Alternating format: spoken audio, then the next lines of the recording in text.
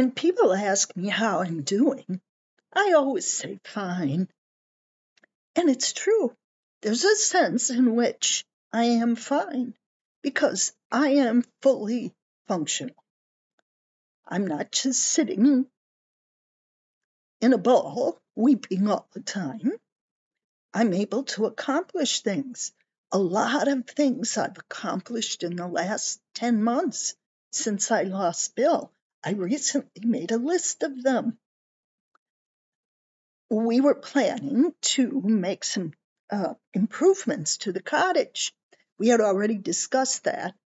New roof, vinyl siding, finish up replacement windows that hadn't been done. And I arranged for all of that. But then I thought, if that's going to be my summer home, it should have a front porch. So I arranged for a front porch too. Made all those arrangements and decisions on my own. And then there's the fact that I've traveled a lot on my own. I've been to and from California, New York, Kansas, northern Florida, and I've even driven up to Longboat Key and back on my own. Now, that's not a terribly long drive for me on my own. Certainly, I've done that before, but a lot of it is on I-75. And I-75 can be pretty scary. Some interstates don't bother me, but I-75 does. Then there's the fact that Bill was historically, chronically behind on filing on taxes.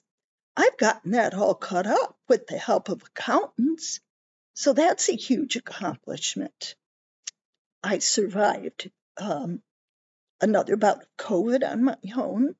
I survived Hurricane Ian on my own. I had cataract surgery. This eye is done, and this one is scheduled in 10 days.